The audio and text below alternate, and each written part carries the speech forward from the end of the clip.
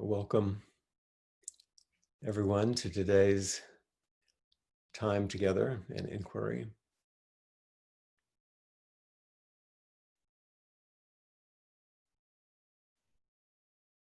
It's a lovely practice now, watching the number grow as participants arrive.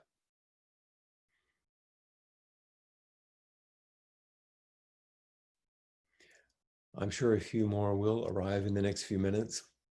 So let's begin with our sitting, our basic practice of a silent, upright, attentive sitting, which, as a reminder, isn't a way of turning inward, isn't a retreat inside. It's sitting upright with everything, bringing our full presence to each moment, very simply, without having to engage in any particular activity,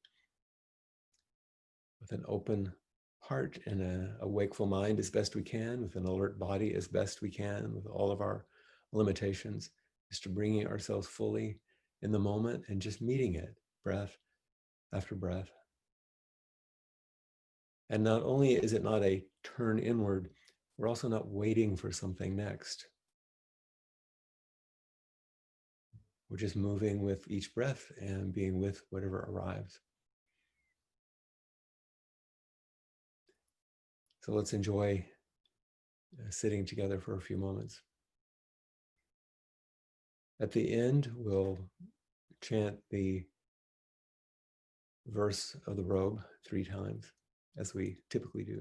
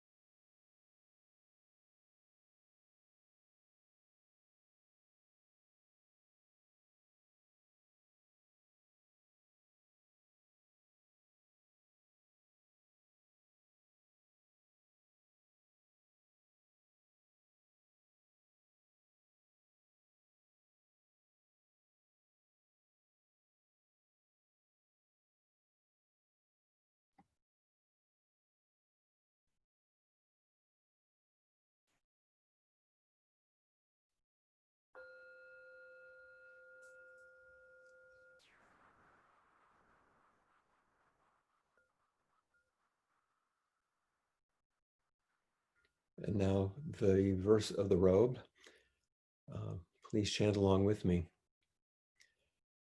Vast is the robe of liberation, a formless field of benefaction. Wearing the universal teaching, I realize the one true nature, thus harmonizing all being. Vast is the robe of liberation, a formless field of benefaction. Wearing the universal teaching, I realize the one true nature, thus harmonizing all being. Vast is the robe of liberation, a formless field of benefaction. Wearing the universal teaching, I realize the one true nature, thus harmonizing all being.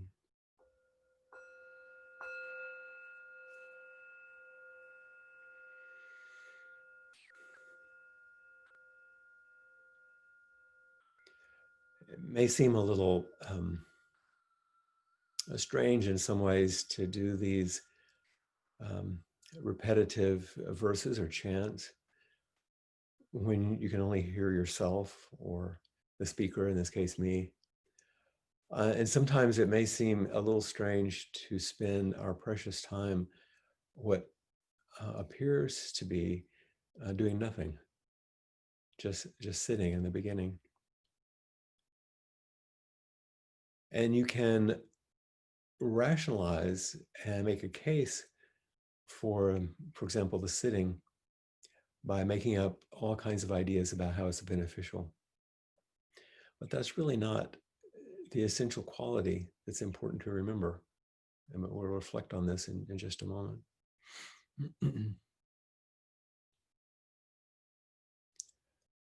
And in terms of the verses that we sometimes repeat in the beginning, the verse of the robe, and at the end, the 4 practice principles, they help us remember some of the essence of the teaching, and they keep us connected to the forms.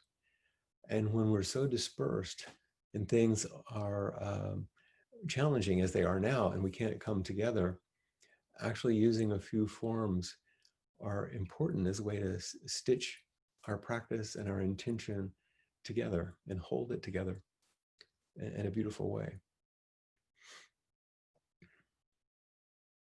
It's said that Zazen, which is the name that's given for Zen sitting, is not quite meditation. In other words, it's not actually a yogic activity that we engage in to achieve a certain beneficial result. Those benefits may come, but the Zazen that we practice is a sitting for its own sake in order to express our understanding that our basic nature is freedom. We even chant in the beginning, vast is the robe of liberation. What's vast is this liberation that we're going to express. A formless field of benefaction. Goodness then expresses itself in many, many forms. If you look around, it's the quality of your entire life, although it doesn't seem that way always. And realizing, taking it into your body, wearing those teachings, you realize the one true nature, the connection with everything. And that begins to harmonize one's life. So one of the things that is a challenge for me during this time isn't so much the distance. I feel wonderfully connected, and so many people reach out to me. I enjoy this time. The technology we get used to, and they're a little challenging. The deepest challenge is, what do I bring forward that seems to make any sense given the situation that we're immersed in right now? And so I have to come back to what's most essential. Many of you know I will use the phrase, how simple are you willing to let this be, as we practice, to not let it be more complicated. So I went back to Suzuki Roshi's Zen Mind, Beginner's Mind, since it's a fundamental source. I wouldn't even say text, but it's a fundamental source of wisdom and teachings that are foundational in our lineage and in our practice. And if you later want to take a look, the chapters are quite brief. because they're just pieces of talks that he gave a long time ago. And the chapter on page 53, entitled Single-Minded Way, Single-Minded Way, is something that I return to when I want to remember what are we doing? And there's a very beautiful phrase in the midst of his talk, which I'm gonna read little pieces of it just for reflection today before we begin our questions and answers. And here is the phrase that stands out. He said, even if the sun were to rise from the west, the bodhisattva has only one way. Even if the sun were to rise from the west, the bodhisattva has only one way. Even if everything was turned around completely, a person dedicated to this practice for the benefit of others still practices in only one way. And this pandemic has, in a sense, it feels like everything's turned around, as if the sun came up in the west, if everything is upended. We certainly all know that everything's turned around. And then it continues to change. We have these questions. Are we supposed to open up? Are we supposed to stay closed? Are we supposed to wear a mask? Should we continue to distance? Should we remain at home? Should we venture out?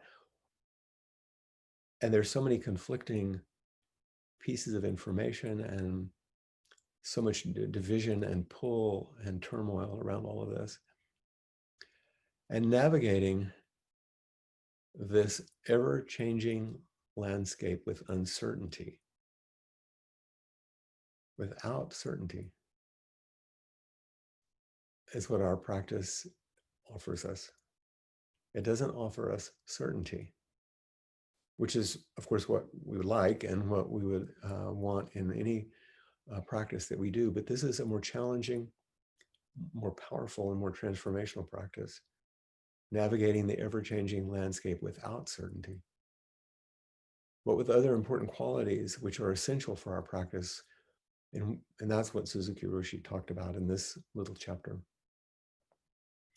Remember that navigating this ever-changing landscape right now, we see the essence that the Buddha taught quite clearly. I hardly need to repeat it for you.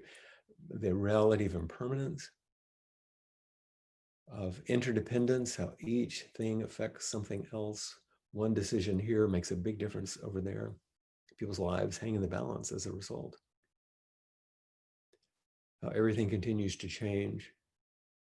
And dukkha, which is the fundamental term, which often is translated as suffering or dissatisfaction or anguish or things being off, is a result of not appreciating and not being willing to move with the ever-changing contingent flow of impermanence, not understanding how delicately balanced our interdependence is. So these are foundational. Here's some of Suzuki Roshi's words. He began this particular talk in a way that was very dear to my heart. He said, the purpose of my talk is not to give you some intellectual understanding, but just to express my appreciation of our Zen practice. And this is certainly what I hope to convey each time that we meet in this way. I say we, meaning me, Peg, all the other lay teachers, and all the sanghas that are part of our world of Appamada. We talk and we write, but not necessarily to inform, although sometimes there are things to learn, and not to explain or give intellectual understanding, although sometimes those things open up, but just to express our appreciation of our Zen practice. And maybe the most important thing in the midst of all the difficulties that we live in right now is to appreciate our practice, which is to appreciate our lives.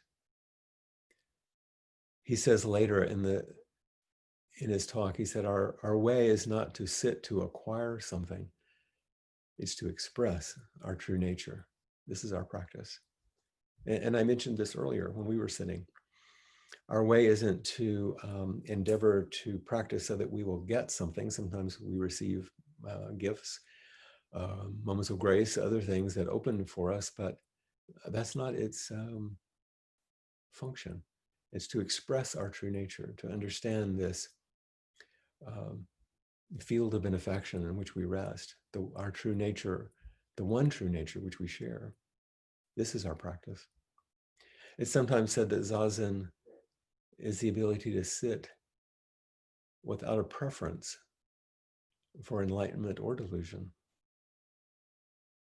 If we're sitting and we feel deluded and confused, Zazen doesn't have an aversion to delusion and confusion and difficulty. And if we sit and we feel awake and free, enlightened, Zazen doesn't have a preference for this wakefulness, this freedom, or this enlightenment, but we do. How do we step back into that place that is not so attached to preferences and just continue to express our true nature? So appreciation is the first key. Secondly, he goes on to say, if you want to express yourself, your true nature, there should be some natural and appropriate way of expression. And then he talks about the fundamentals of practice, especially Zazen. So he says later, so we should not do it as if we were preparing for something else. This should be true in our everyday life. To cook or to fix some food is not preparation, according to Dogen, our teachers. It is practice. To cook is not just to prepare food for someone or for yourself. It is to express your sincerity. And this is the second key, appreciation and sincerity. You can cook to make something, and goodness knows we're all having to do that now. We're having to figure out how to acquire food and how to make it and clean up. And it's something that's always done, but in contemporary world, so many of us have relied on others to help us with that by going out or doing other things that, but now when we're on our own quite a bit, we have to remember that this is an expression of our sincerity, not just making a meal, not just a function, appreciating our life and living it with sincerity. He says it's necessary to sit in Zazen in this way, but sitting is not our only way. Whatever we do, it should be an expression of the same deep activity. We should appreciate what we're doing. There is no preparation for something else. This is hard to convey, I think, especially when we're so challenged and there's so many things that we want to solve, that we sit in this simple way, but also it's the way we understand all activity, how we live our lives, how to call forward this deep activity that's not attached to outcomes and not attached to our preferences, not attached to our failures, not attached to our relationships or lack of them, but to deeply appreciate our life and offer our sincerity to each moment, not preparing for something else. I think I've mentioned there's an interesting little book that was published by Zen teacher Sherry Huber, which is kind of a question and answer book, Essentials of Zen Practice. And the title of that book is Nothing Happens Next. It's kind of a cheeky, humorous title, but focusing on just this essence. So I want to get back to the real core of Suzuki Roshi's teachings in this. He says, the Bodhisattva's way is called the single-minded way, or one railway track thousands of miles long. This is his image. The railway track is always the same. If it were to become wider or narrower, it would be disastrous. Wherever you go, the railway track is always the same. This is the Bodhisattva's way. So even if the sun were to rise from the west, the Bodhisattva has only one way. Her way is in each moment to express her nature and her sincerity. We say railway track, but actually there's no such thing. Sincerity itself is the railway track. The sights we see from the train will change, but we're always running on the same track, and there's no beginning or end to the track. Beginningless and endless track. There's no starting point, no goal, nothing to attain, just to run on the track is our way. This is the nature of our Zen practice. He speaks a little more about this and then later says, how some people wonder, how is it possible for the Bodhisattva always to be the same? What is her secret? But there is no secret. He said, everyone has the same nature as the railway track. Everybody has this capacity for sincerity, this capacity for appreciation, and to continue no matter what the situation. So I really love this image. If our practice, if we contract or we expand too much, if the tracks were to change, it would be disastrous for the train. Just continue our practice steadily. As I was reading this small piece and reflecting on its beauty and all the years that I've sat with it and the many times that I've read it, I was thinking about a time when I was in Japan with my primary teacher, Blanche Hartman, and her ordination teacher and transmission teacher, Sojin Mel Weitzman, and how he was very kind to me when we were there. And in another small book of reflections on the life of Suzuki Roshi, he writes these things. He says, Suzuki Roshi gave me turning words. This is a Zen phrase about something that, short teachings that have a profound impact. He said once, he just walked up to me and said, just to be alive is enough. This statement gave me a new dimension to the way I thought and still remains a koan, a question for me. Just to be alive is enough. Just to appreciate one's life, just to express it with sincerity, just to be alive is enough. That is so far from the way most people think about things, especially in the West, especially in the United States. I'm not sure about other places, but just to be alive isn't enough. We strive for things, we struggle, we compete. And what we're immersed in, what we see on the news, what we hear around us that's not what being successful is about. And yet in this time, to be alive is quite a bit. It's something that has been a big challenge for me in semi-retirement. I'm not retired, but pulling back. I have to remind myself, it's okay not to be constantly busy as I slowly untangle my addictions to work and busyness. But even deeper than that, that's a functional change. But just to be alive is enough to appreciate one's life and to express it with sincerity. Mel says, another time I asked him, what is nirvana? And Suzuki Roshi replied, just seeing one thing through to the end. What is nirvana? What is freedom? What is liberation? What is the extinguishing of desires and contractions? Is to see one thing through to the end, to actually engage one's life with full sincerity.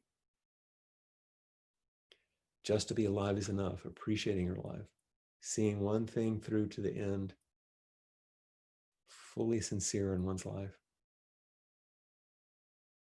And then speaking to the core of what he taught, Suzuki Roshi would say, Mel reports, I can't give you anything but my Zen spirit.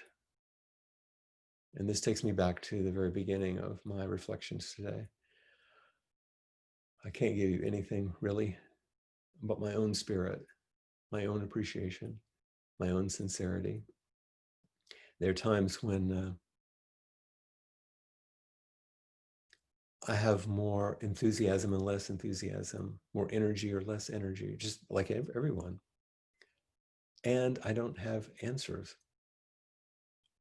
But I do have my own deep appreciation of my life and an immense appreciation for yours.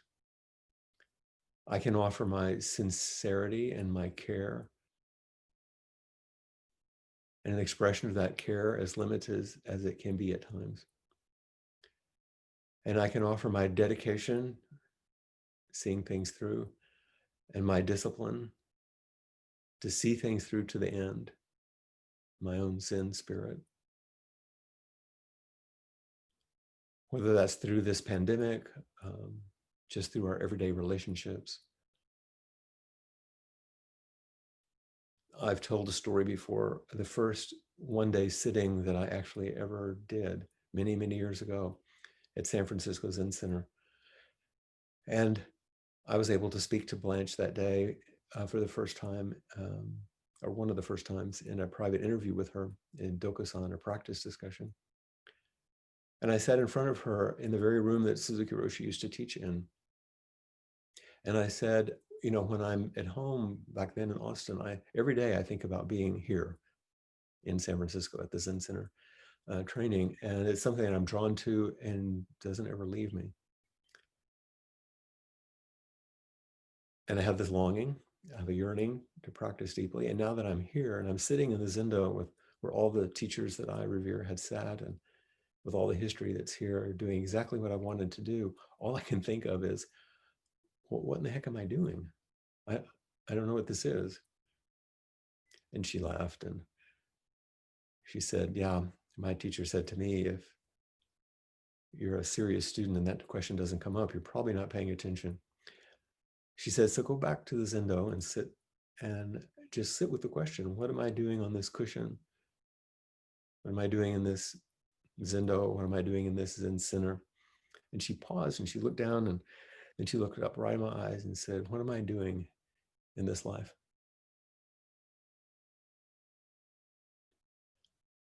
Do I actually appreciate my life? Do I bring my sincere effort to each moment as best I can with its limitations? Do I stay on the railway track? Do I express my dedication and discipline, which are called my bodhisattva vows? And can I continue to encourage this spirit in myself and others? Because that's really all I have to offer is my own life in this kind of spirit. So I hope that these things might be in some way useful to you, or a kind of a reminder of the essence of practice in the midst of a time when there's so much that's uncertain and so much that we can't really sort out. We have to just keep meeting things as they change, one moment at a time, and sometimes just one breath at a time. So please, one of the ways to express your own sincerity and to appreciate our life together and to see our way through is to raise your hand. And then we can meet. And in that meeting, discover what's here and discover our own shared spirit and how that spirit can carry us through.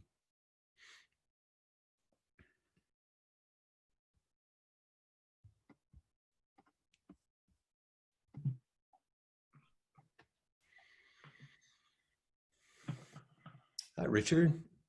Nice to see you. It's good to see you. Yeah, I don't know if you can see this. Yes, your ukulele?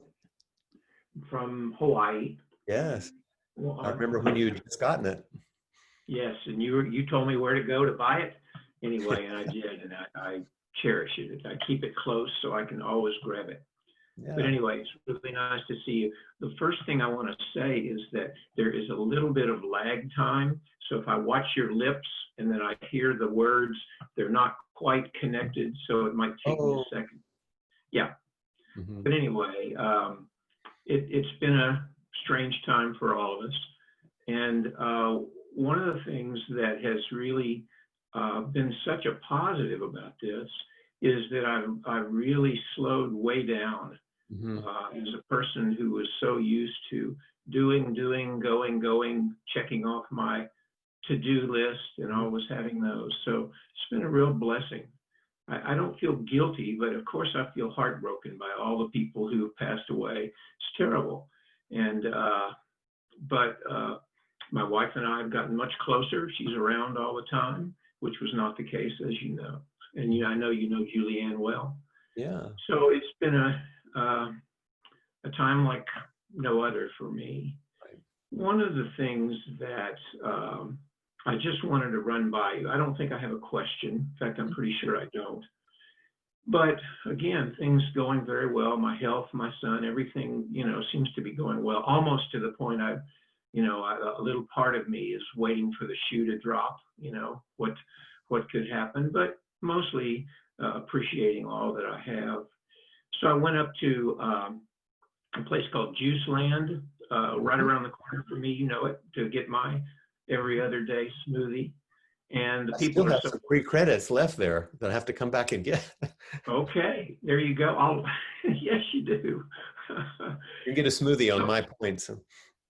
okay. Okay. Well, I need your number. No, I'm kidding. But so I got out of my car and they just have a person at the front and a piece of glass in front of them so you can go up. And there was a woman in front of me, so I didn't get close, but I was wearing my mask. And she turned around and she said, "Oh, it's been shown that you don't need masks. They're not helpful at all." And I just didn't say anything. And then she said, "I'm a nurse and all this COVID stuff is way overblown. It's kind of a hoax." She said, "Everybody that dies, they call it COVID. So the numbers are way inflated."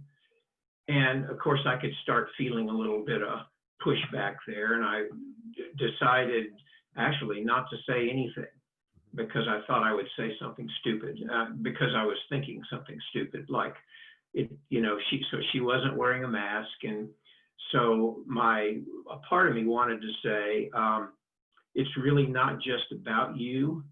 The masks is about particularly since you work with sick people all day, maybe protecting them from you that you could spread. But I said nothing. But I obsessed about it. I mean, she went on her way and another kind of rant about how this was all, hoax and it just wasn't that big of a deal. And she started into all the, well, there's more flu deaths. And anyway, and I was standing there trying to just be quiet and sit with it. And, but my head was spinning. So anyway, she left. I got my smoothie. I went home and I told Julianne about it, and she was incensed too. And so we started to vent a little bit about how could somebody be so selfish and everything. So I know there's no answer. I know that's that part of me that got really activated. I guess I wanted to avow it and to just say, as much as I practice, all that stuff doesn't seem to go away. And I'm always reminded of your thing you've told me many, many times, which is freedom within uh, fear, anger, all this, not freedom from it. And so anyway, that's kind of my just avowing that my more than humanness here was fully on display to me and to Julianne. Well, if So, you think about the railway track that we were just mentioning, mhm. one of the ways that I ask myself, am I staying on track, is will, in this case, let's say speaking, will this increase suffering for me and others, or will it decrease suffering for me and others? Mm. And sometimes renunciation, just doing nothing, is the most important thing. And to contain what otherwise would just cause more suffering for yourself or others, especially if it doesn't seem like there's an opportunity. My main internal response, as you told the story, was just to become tearful. Mm. It's just so sad. Not the particular thing she said, that's not the issue, Mm. but the gap, the Mm. difficulties that everything is just so heartbreaking. It is. That's exactly the way I felt. When I could let go of the story was pretty strong. Right. And that's Um, where it's easy to get off the track. yeah, that's that second arrow. I was adding, the first arrow was there, the second arrow I was feeding into. So once I could let go of that, she was suffering in her own way. It was hard to see that, and certainly at the time, it was impossible for me to see that. Yeah. But she was suffering too, in some way. I wasn't exactly sure how, but it just, it kind of softened things a little bit. Yes. And then if you want to do a practice later, you could always send loving kindness to her and to all of those parts of you which were triggered. So it goes Thank both you. ways. It goes both ways. Thank you. That's very helpful, the self-compassion, but also compassion for everybody who's For suffering. everyone, everyone's suffering. That was, you two just were moments of that suffering, but Yeah. Well, thanks. thank you. Thank you so much. And so nice to see you again. I love your shirt. Oh, Just thank you. wanted to say that.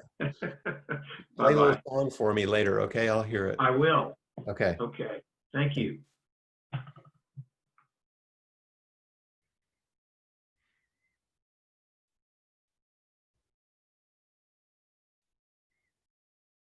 I'll say as we're waiting for the next person to come along,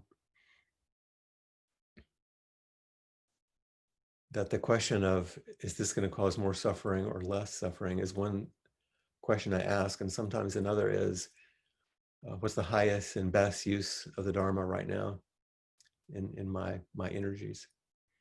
Hi, how are you? Hi, Flint. Good to see you again. It's good to see you again. Well, I too don't really have a question. It's more an observation. Uh-huh. And that is that, I didn't think I was going too fast a pace anyway, because I've been retired for quite a little while. But I guess I was going faster than I am now. And during this quieter time, it's allowed, that's a nice word, it's allowed me to pay attention to things like that are bothering me. And my cue is always that somewhere in my, kind of in my stomach, I begin to get, and my shoulders tense a little, and I just began to feel a little tight. I'm edgy, feeling edgy. And in the past, I think I just ran away from it. I just thought, oh, well, yeah. Oh, you're better than that. Never mind.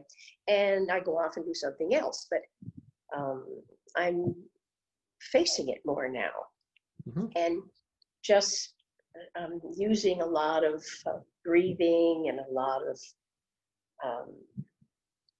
just chants and other things. And it's very interesting. Well, this is our everyday life practice that Suzuki she was talking about. It's almost like the pandemic puts us into an intensive in which things are narrowed, like it is in a meditation intensive. And then we begin to notice what we don't normally notice. And what we don't really want to notice. Yes. Well, remember my definition of a retreat is the place you go to retreat from all the ways you retreat from your life. Yes. And yes. You're giving us a great description of it. Yeah. In the slower pace and sort of literally facing the wall, you notice what you normally don't notice. In our early on in some of the Hakomi weekends that you came to, we talked about the signal to noise ratio. We start turning down the noise. So we start noticing those little signals. Little things, yeah. So it's been just very interesting. The other day, someone said, "Well, do you think my practice will help me in the pandemic?" And someone else said, "No, the pandemic will help me with my practice." And that's just stuck with me.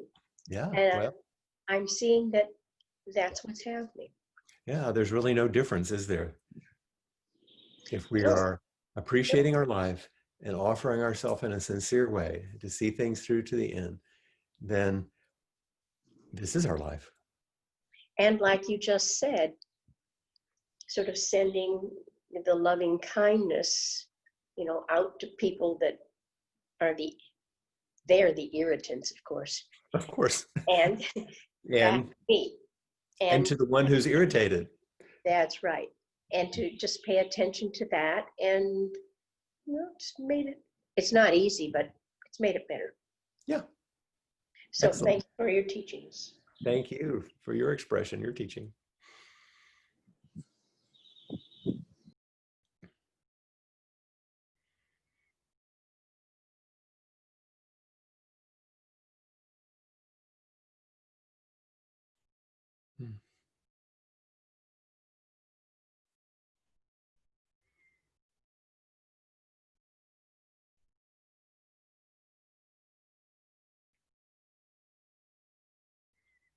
Hmm. Hi, Jody. Hey, Flint. Are you still in New Jersey? Yeah, until Friday. Oh, okay. I wasn't sure when you returned to the Netherlands. Yeah. Yeah.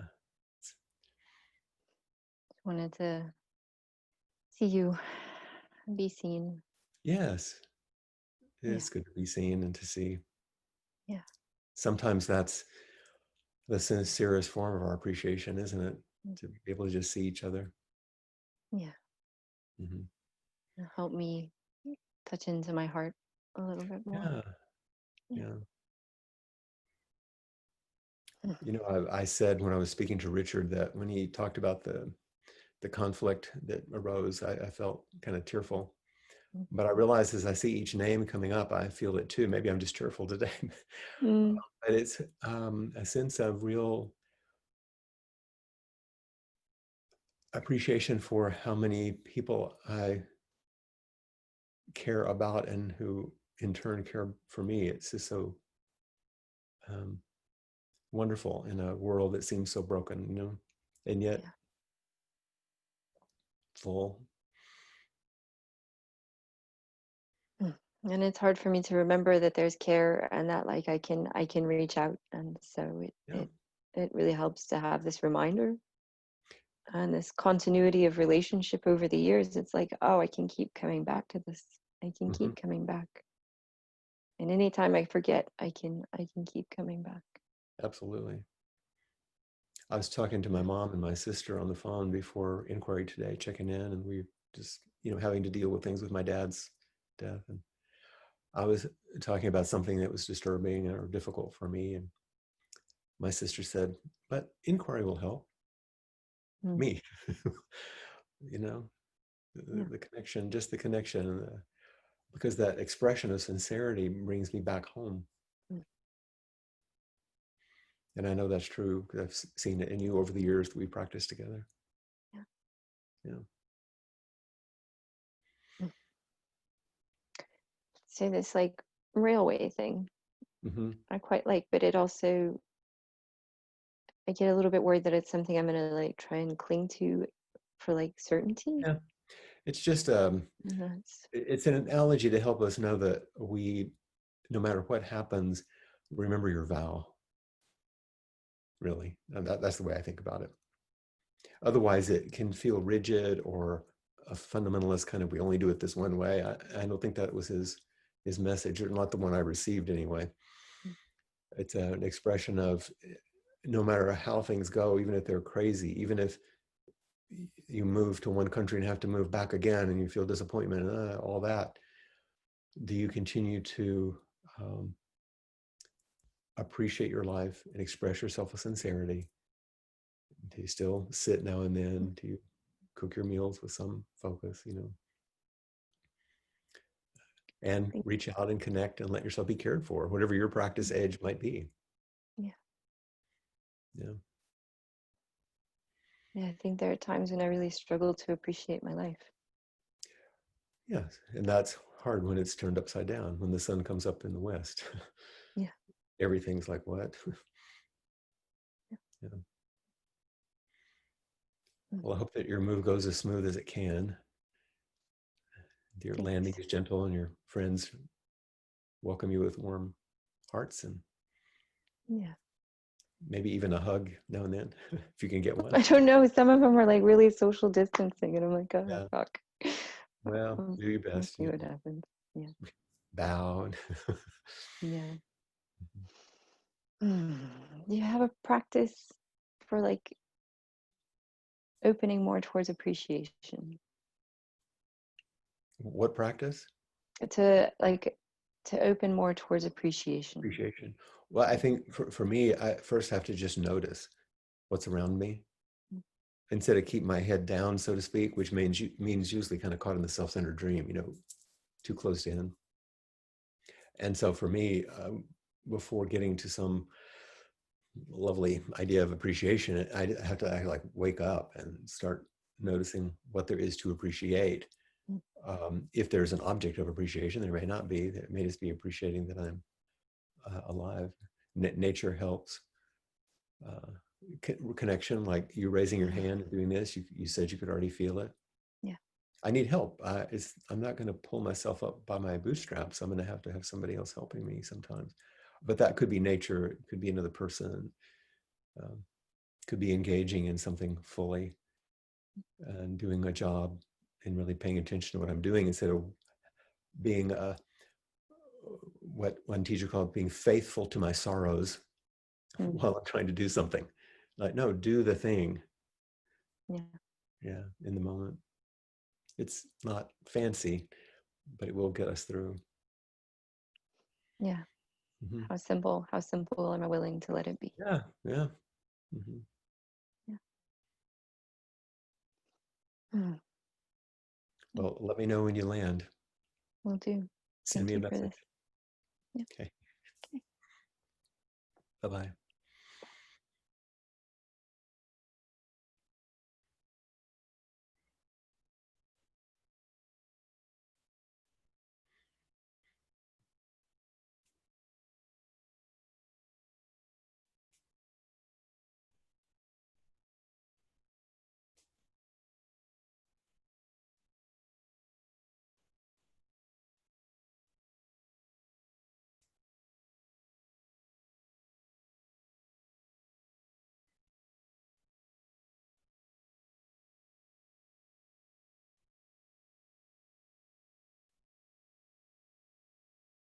Hello. Hey, I don't see you yet. Yeah, my connection. There she comes. Hey. Right. I saw your name. I was so thrilled. It's wonderful to talk to you. I can't even tell you. Yeah. Well, when I saw your name, I thought, oh God, am I going to be able to hold it together if she comes on? Really will feel Well, weepy.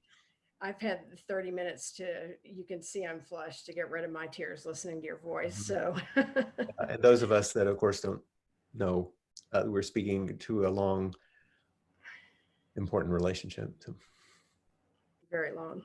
yeah. So, I mean, everyone I've spoken to, I've known, probably 10 years or so, but ours has been very powerful. Indeed, it has. How is your daughter? Well, this weekend, she was chasing her brother and myself around in the backyard with a squirt gun. And This is COVID recovery. yeah, so this is the first week. She got sick March 24th that I've seen her with any energy to be mischievous. She's 27. 2 months.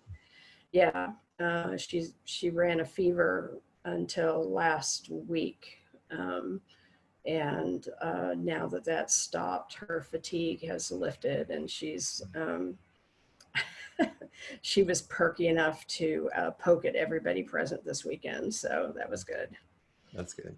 Yeah. So I'm relieved about that. It's been a long haul for her, and the people that love her and want to keep her around. Yeah. So this is part of your appreciation and your sincerity of seeing things through. Absolutely. Very grateful. Very grateful. And,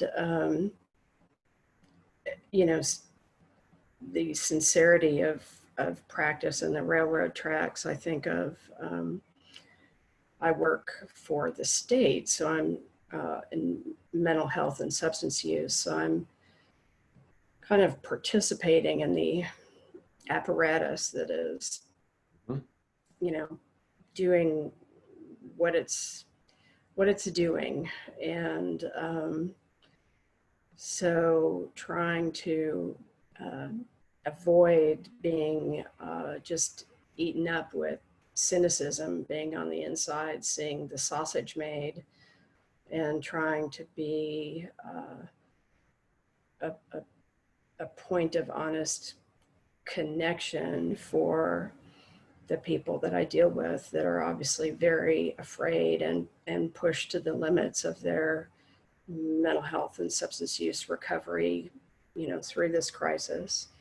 And then backing that up into the programs that I run that also have been disrupted by this. Yeah. And it's wonderful to see you and hear your voice and be reminded just immediately. I felt that embodiedness of no expectation and sitting, and that freedom. I mean, I think of it often. I don't know that I practice it very well. It's hard not to get caught up in the apparatus, the enterprise, as I call it, the mothership. Yeah. One of the things that you are just a prime example of, though, is you continue Yes, yes. against amazing challenges. And I appreciate that. And thank you. This is one of those things, almost like I want to say thank you for your service. You were in the service, but I mean, for what you're doing, you've always done, even through difficult times in your own life, for the benefit of other people who are suffering in the state of Texas. You continue with amazing programs and creativity. So thank you for that. Thank you. Thank you.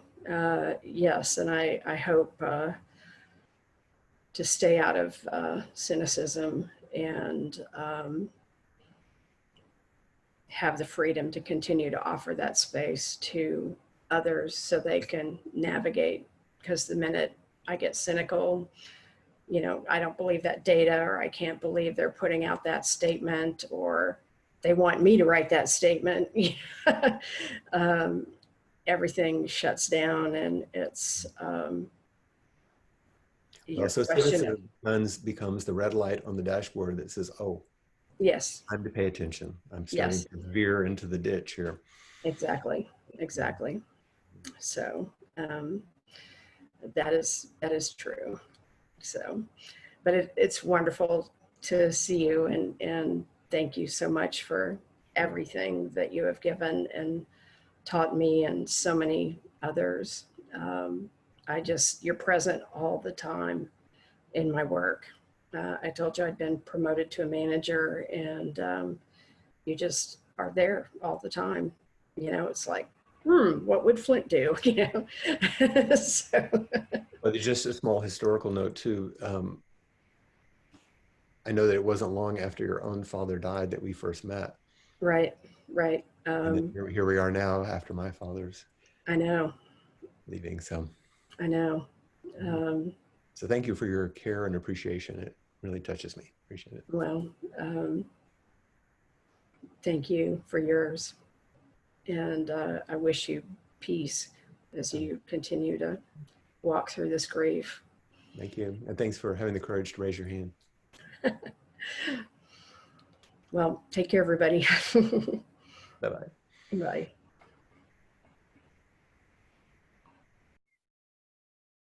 Might have time for one more.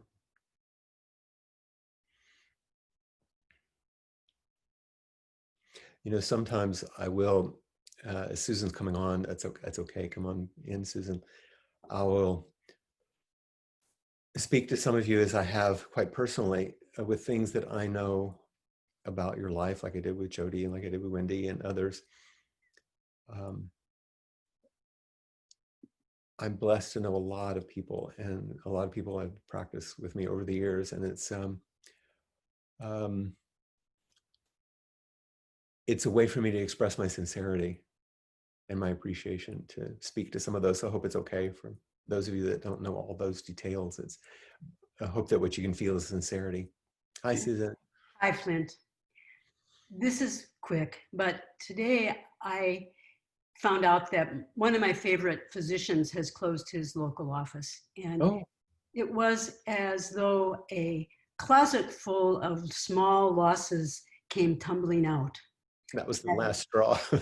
I realized that I've been kind of dealing with the big loss, but haven't been paying attention to all of these little losses, and that I'm this morning kind of swamped in sadness because of the recognition of these losses and these griefs. And I wanted to take advantage of this time to share that. So thank you for letting me share. Yeah, well, that's part of what we have to do with grief, isn't it? Is to tell our story at least a little and to have it heard and witnessed, because witnessing is what helps it begin to move. Yes. Yeah. Telling, witnessing. Telling it and making it more real instead of just saying, oh, you've got a good life. Right. And not to diminish even the small ones and say, oh, that's nothing. What are you talking about? There's a lot of little nothings going on. That's right. That nibble you to death, Yes. little bits. Yeah. Mm-hmm. So I'm grateful for the chance to share that. I appreciate it. Yes. Thank you. Thank you. Thank you. I had, in the midst of the big picture these days and all the losses and changes, and then the intimate, smaller personal picture of my father's death. Yesterday, after taking a walk, a little dog followed Aaron home. It was lost. Someone had, I think, dropped it in the forest or something.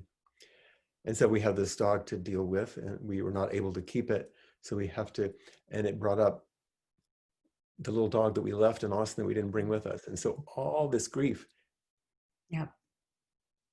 came out of a surprise, that I didn't know. So all the little ones and all the big ones, it's just one railway track, 1,000 miles long. Thank you. Thank you.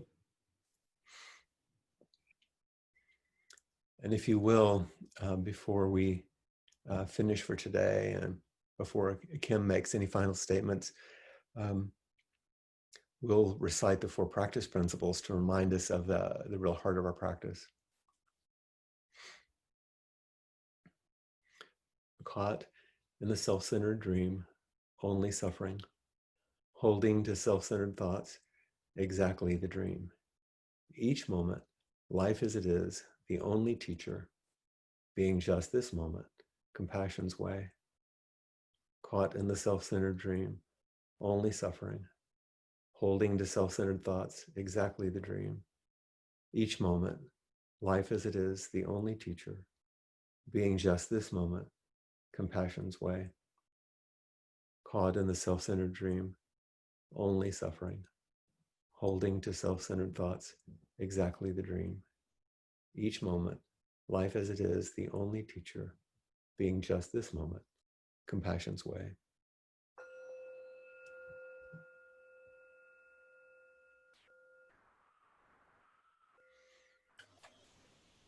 I'll look forward to seeing you next week if possible, and please invite your friends along. Thank you, Kim. So we say on Wednesday night that Appamada's programs and facilities are supported through your generosity. And I sometimes think about college tuition and what that costs, and then how much we get from Appamada and from Flint and Peg and the other teachers. And I hope that you'll encourage yourself, continue to encourage yourself and others to contribute to Appamada. This is the Appamada website, and the contribution page is right. You'll see it on the right, and you can choose to give Donna to Flint Peg or just generally to Appamada. And you can do monthly contributions or one-time contributions. So thank you for being here for inquiry and for continuing to support Appamada.